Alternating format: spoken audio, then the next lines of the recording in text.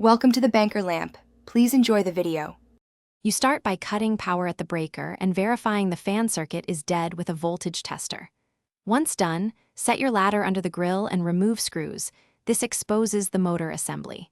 You'll remove the light or grill first to avoid dropping screws. Keep parts on a towel.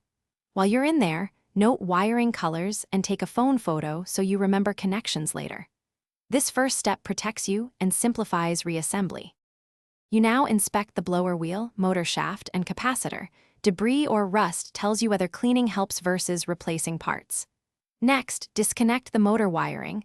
Label each wire or reference your photo so reattachment is foolproof. Remove the mounting screws holding the motor plate.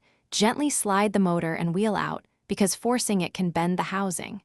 If the wheel is seized, free it with penetrating lubricant and gentle tap. You install the replacement motor or capacitor. Align the blower wheel on the shaft and tighten the mounting screws so the wheel spins true. Once rewired per your photo, restore power and test the fan at each speed to confirm airflow and quiet operation. Listen for scraping or wobble. If it runs smoothly, reattach the grill and clean the area. If noise or poor suction persists, stop, cut power, and recheck wheel balance and mounting tightness. Often a new motor or balanced wheel fixes it.